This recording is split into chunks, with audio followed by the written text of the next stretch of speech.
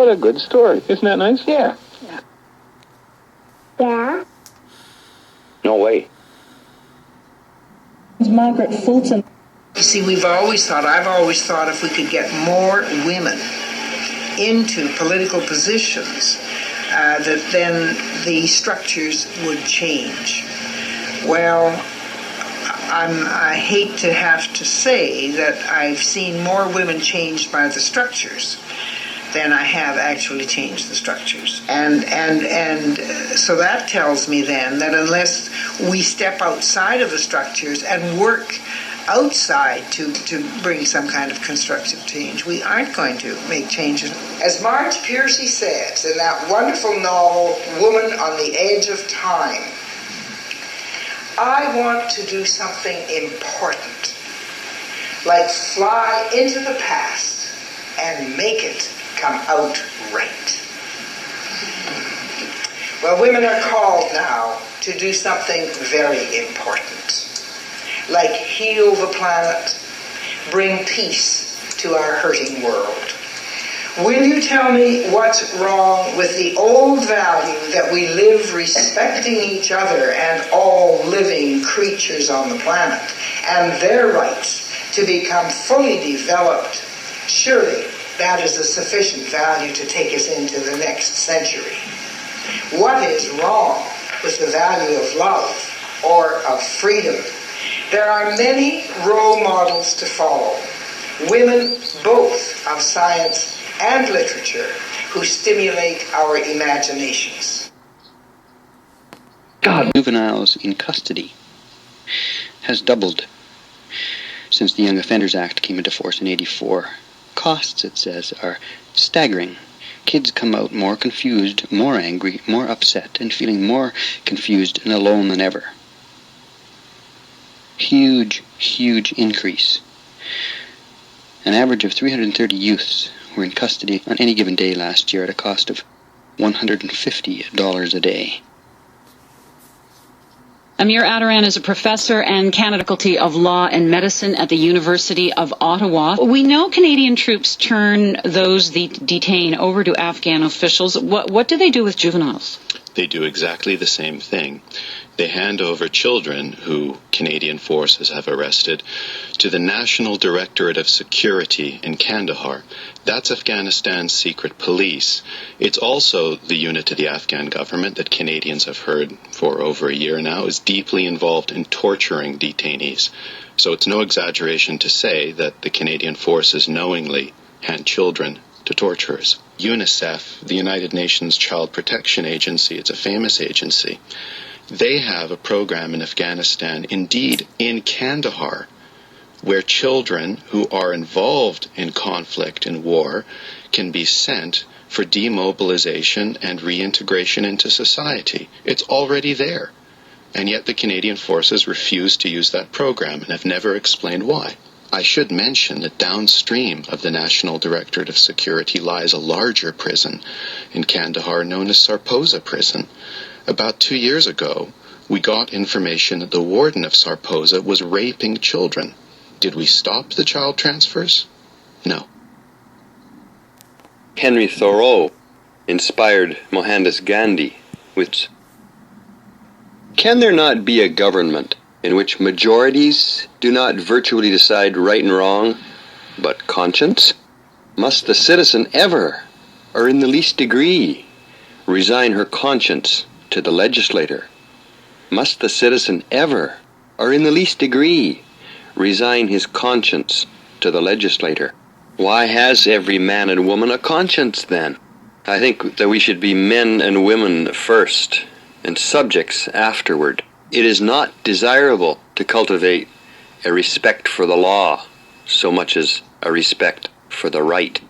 The only obligation which I have a right to assume is to do at any time what I think right. It is truly enough said that a corporation has no conscience. The psychologist C.G. Jung wrote that any large company composed of wholly admirable persons has the morality and intelligence of an unwieldy, stupid, and violent animal. The bigger the organization, the more unavoidable is its immorality and blind stupidity. Tiny article in the Times Colonist a couple of years ago. Canadian Press out of New York.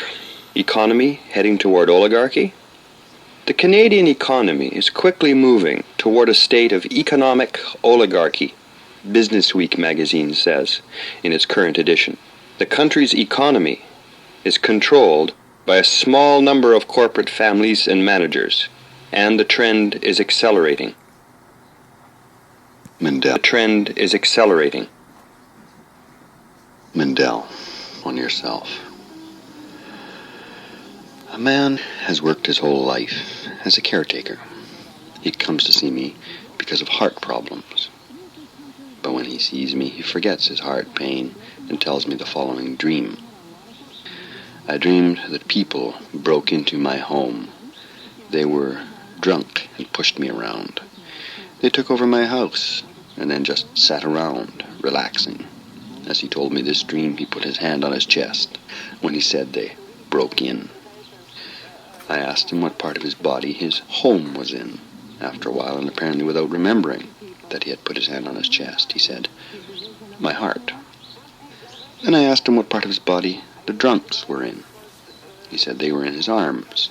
He spontaneously told me that recently during his work he had become exhausted and lost all the energy in his arms. He was fed up with serving people and being a caretaker. He constantly got into fights with his boss. He wanted a new life. But he said, "I must go back to work."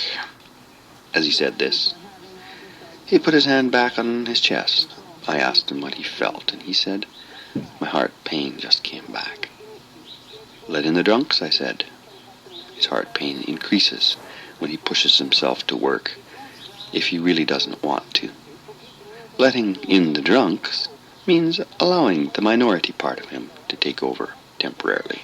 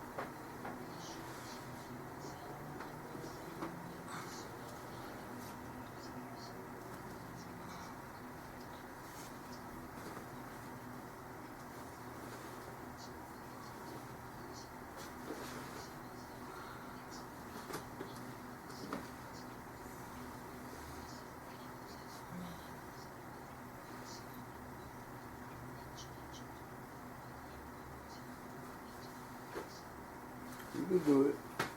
Try that new one. It's pretty nice. I said to wait till Tuesday. Oh, okay, then I'll do it later then.